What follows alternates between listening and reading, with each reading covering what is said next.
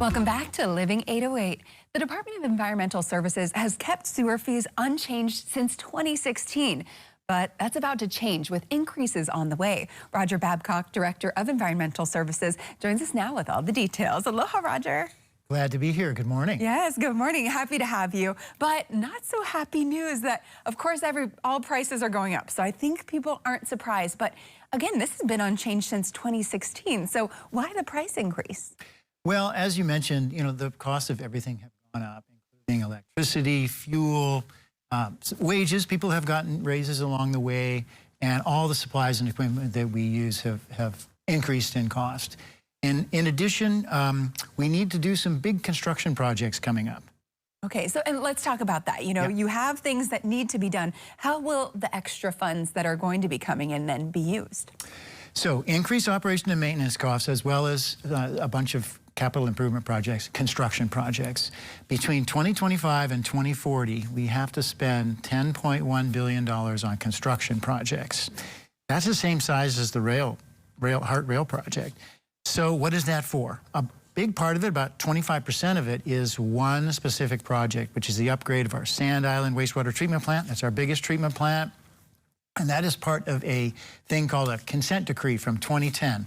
2010 through 2035, we have to do certain projects as a result of a federal court action. And we've completed 2/3 of that. We just have the last piece to finish, and that's going to take us through 2035. Okay, good to know. And I think the big question everyone's wondering, how much is this going up? What are their monthly bills going to be looking like? Yeah, so we, as I mentioned, have decided to go with a 10-year package, which gets us all the way through this big consent decree. So the first 6 years, there's an increase of 9% per year.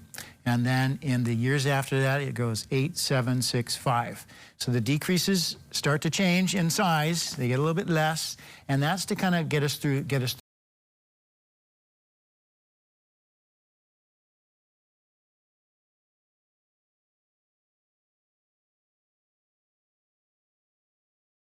Maybe equity, especially, for our kupuna or those that really need it. Yeah, absolutely.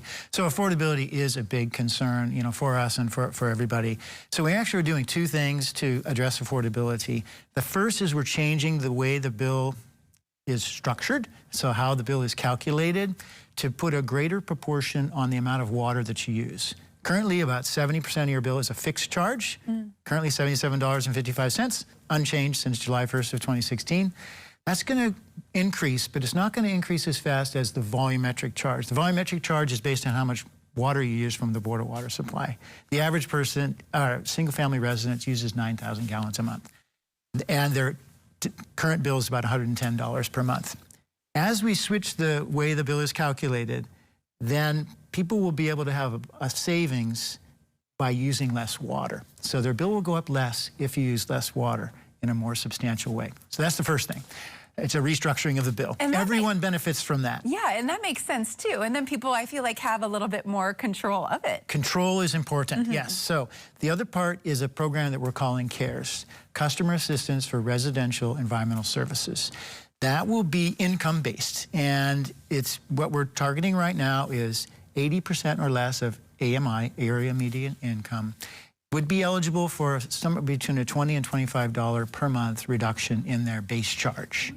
And that would really essentially erase the increases for at least 2 years, because looking at 9% and 9%, and that's about 20% of a typical bill. Okay, good to know. Yeah. And again, this is in the future, though. So this starts next July, correct? July 1st, 2025, yes. Okay, good to know. And then I hear you guys are also offering a wastewater tour de trash for the public. Can you real quick say what that's about? I'd be happy to, and we're probably going to change the name. It's more of a tour de wastewater. Okay. Because normally the trashing goes H-Power and the landfill and stuff like that. Right. This is only going to be a large wastewater pump station and 2 wastewater treatment plants that are important, Sand Island and Ewa Beach. And that is going to be on November 16th. That's a Saturday. I'm going to start out at 8 a.m. in Kapolei Hale. Probably going to take all the way till about noon to get that done. It'll be a big bus, and if we have more demand than we can fit, about 50 people, then we will schedule additional tours after. Okay, that. November 16th. That's the date to remember. And if people want more info, where do we go?